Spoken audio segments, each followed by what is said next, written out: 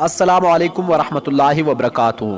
دوستو، آج ہم جس فرعون کے بارے میں بات کرنے والے ہیں وہ دنیا کے ظالم ترین بادشاہوں میں سے ایک کے طور پر جانا جاتا ہے۔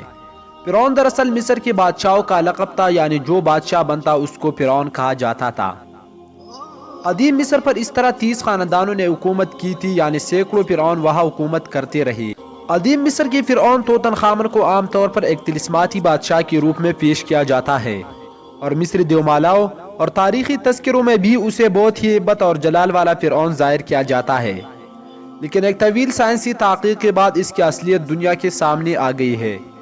ماہرین آثار قدیمہ، تاریخ دانوں، سائنسدانوں اور علم بشرات ماہرین نے مل کر ایک طویل تحقیق کی۔ انہوں نے مصری شہر گیزا میں فرعون کے مقبروں کے شہر میں موجود توتن خامن کے ڈھانچے اور باقیات پر جدید ٹیکنالوجی کی مدد سے تحقیق کی، اور طاقتور کمپیوٹر سے بنائی گئی 2000 جسمانی نقوش کی مدد سے اس کے جسم اور خدوخال کی تصویر تیار کر لی۔ حقائق سے پردہ اٹھا تو معلوم ہوا کہ یہ فرعون قدر زنانہ جسم کا مالک تھا۔ اس کا بایاں پاؤں ٹیڑھا تھا اور بیماری اور کمزوری کی وجہ سے وہ چڑی کے سہارے چلتا تھا۔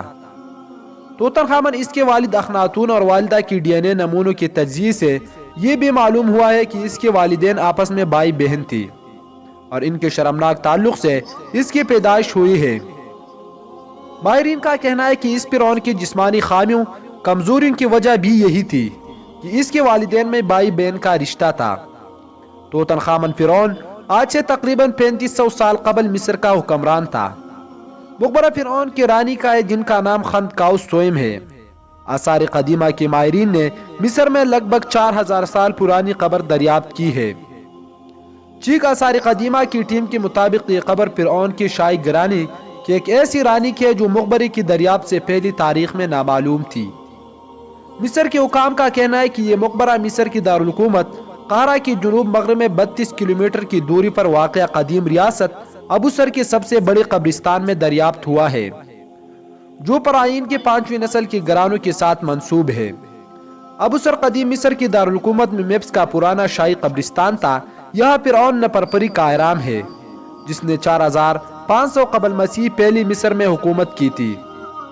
یہ دریافت شدہ قبر فرعون نپرپری کے مقبرے کے احاطے میں ملی ہے، جس کے بارے میں کہا جا رہا ہے کہ یہ فرعون نپرپری کی بیوی کا مقبرہ ہو سکتا ہے، جیسے رنپرپ بھی کہا جاتا تھا۔ ایجنسی فرانس پریس کے مطابق مصر کے وزیر آثار قدیمہ ممدوح الدمتی نے اپنے بیان میں کہا کہ یہ مقبرہ فرعون کی رانی کا ہے جن کا نام خندقاؤس سوئم ہے۔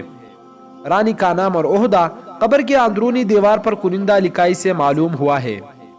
انہوں نے کہا کہ گزشتہ 2 رانیاں بھی اسی نام کی دریافت کی جا چکی ہے، اس لیے اس رانی کو خندقاؤس سوئم کے نام سے ظاہر ہوئی ہے۔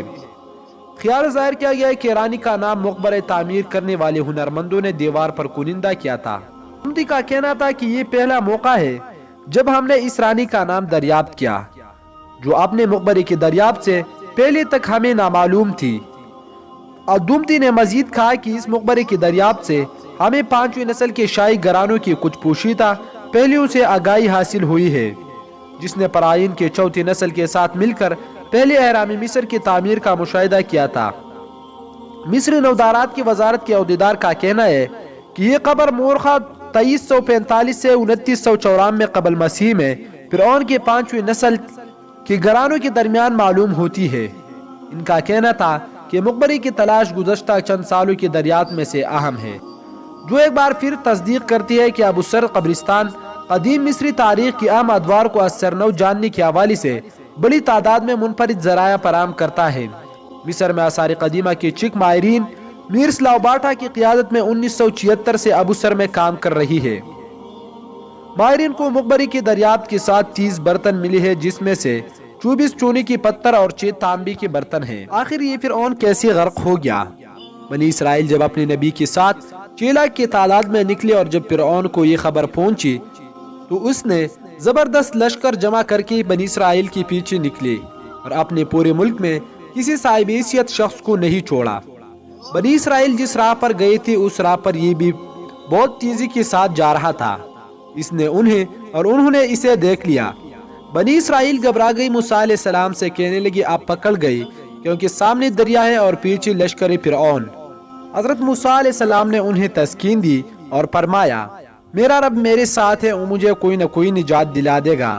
اسی وقت وہی ربانی آئی کہ اپنے ہمسا پانی پر مار دے۔ آپ نے یہی کیا، اسی وقت پانی پھٹ گیا اور پہاڑوں کی طرح پانی کڑا ہو گیا۔ ان کے 12 قبیلے تھے اور دریا میں 12 راستے بن گئے۔ اب لشکر فرعون بڑا اور سب کے سب دریا میں اتر گئی۔ فرعون دل سے موسیٰ علیہ السلام کی صداقت جانتا تھا، وہ چاہتا تھا کہ یہاں سے لوٹ جائے، مگر حضرت موسیٰ علیہ السلام کی دعا قبول ہو چکی تھی۔ اس وقت حضرت جبرائیل علیہ السلام گھوڑے پر سوار آ گئی۔ ان کے جانور کے پیچھے فرعون کا گھوڑا لگ گیا۔ آپ نے اپنا گھوڑا دریا میں ڈال دیا۔ فرعون کا گھوڑا اسے گھسیٹتا ہوا دریا میں اتر گیا۔ جب یہ سب اندر پہنچ گئے اور ان کا سب سے آگے کا حصہ دوسری کنارے کے قریب پہنچ گیا تو اسی وقت اللہ تعالیٰ نے دریا کو حکم دیا کہ اب مل جا اور ان سب کو ڈبو دے۔ پانی کے بنے ہوئے پہاڑ فوراً پانی ہو گئے اور اسی وقت یہ سب غوطے کھانے لگی اور فوراً ڈوب ہو گئی۔ فرعون جب موجوں میں پھنس گیا اور سکرات موت کا اسے مزہ آنے لگا تو کہنے لگا کہ میں لاشریک رب پر ایمان لاتا ہوں۔ جب فرعون نے یہ کہا تو حضرت جبرائیل علیہ السلام نے اس کے منہ میں مٹی بھرنا شروع کیا اور اس کے منہ کیچڑ ٹونس رہے تھے، اور اسی وقت دریا میں غرق ہو گیا۔ اللہ تعالیٰ نے اس کی لاش کو عبرت کے لیے دریا سے نکال کر باہر پھینک دیا تاکہ دوسرے لوگوں کے لیے عبرت کا نشان بنے، کیونکہ حقیقی بات کے لائق صرف اللہ تعالیٰ ہے اور اس کے ذات ہمیشہ قائم و دائم رہے گا، باقی سب پناہ ہونے والا ہے۔ دوستو مجھے امید ہے کہ اس ویڈیو سے آپ کے علم میں بہت اضافہ ہو گیا ہو۔ اگر ویڈیو آپ کو اچھی لگی ہے تو ویڈیو کو لائک کیجئے، شیئر کیجئے اور مزید ایسی ہی ویڈیوز کے لیے ہمارے چینل کو سبسکرائب کیجئے۔ میں ملوں گا آپ سے نیکسٹ ویڈیو میں، تب تک کے لیے اللہ حافظ۔